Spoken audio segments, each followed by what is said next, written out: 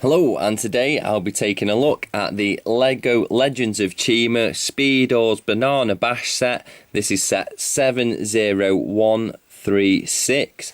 These are on sale for about £15. I managed to pick this one up for £7.50. On the side it shows you this one comes with Gorzan, and on the back it shows you the Banana Bash itself and how you're supposed to build all the sets together to build up a big race course. So let's get it open and see if it's worth the cash. Okay, so firstly included in this set we will take a look at the cards themselves. I'm not sure what part of the game these are for. It's not very clear, the instructions, but I'm sure I could find them on the line if I was actually that arsed. But still, we've got Gorzan swinging with a spear, Gorzan swinging with an axe, Gorzan on his speeder, Gorzan on his speeder, and Gorzan with his axe blades again. So all in all, we get quite a few cards again. At least they haven't repeated any of the artwork like they did on the previous one. So nextly, we will go on to Gorzan and his speeder itself. Here we go. This is quite plain, don't really get much on his, but it does have lots of nice reflective paintwork on the front again. Shows a bit of a gorilla face on the front and on the side, same on both sides. Skid plate on the bottom and a few pegs in the back also. Just runs exactly the same. Thread this through the hole there, pull it out, let it go. But I do seem to have this issue with some of these sometimes, that just falls straight on its arse, doesn't move very well. Let's try again. It went a little bit better, but still not ideal. I do find they don't run too well on carpet. You do have to have them on a hard surface, preferably a table or some hard floor. If we pop this off, if we can get inside, really struggle to get these in. I don't understand why they've stuck them in so well, because it's difficult to get the figure in and out. And we look at Gorzan himself. He does have quite a nice head sculpt here going on with his helmet. Lots of nice paintwork in. You can see the eyes through the helmet. If we can get it to focus, there we go. It does come with a gem here. It's a shame that you can see the serial numbers through it though. And spin it round, and on the back he does have these two spaces here, but there's nothing to clip onto it. If we pop off the head, you can see he's got a rawr face, and if we spin it round again, he's got a hee face. Doesn't look too much like a gorilla when you take his helmet off though, but still when you pop it back on it does. So let's have a look at the actual artwork on his top.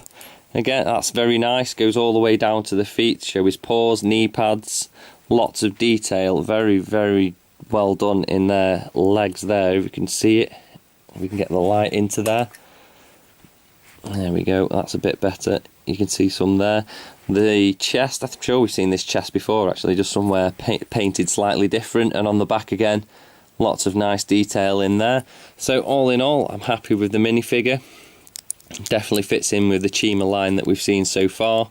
Pop his head back on, and I'll show you what else we get. Included, we get 4 of these. These are like studs. I think they're supposed to be obstacles that you try to avoid, opposed to knocking over to get points. So you are just supposed to avoid those.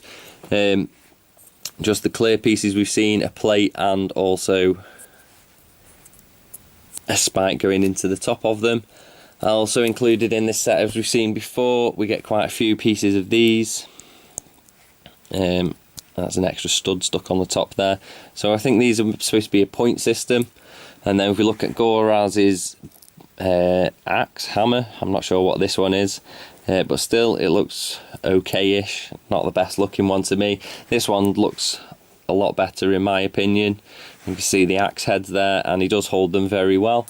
And then we go on to the Banana Bash itself. This is quite a big piece. It does come with a fair few pieces in here, lots of textured blocks throughout the whole thing. We've got these vines on the side, you can see the textured blocks under there. We've got red studs on here, these big dish bits here, a couple of bananas stuck on the top, and the leaves on the top.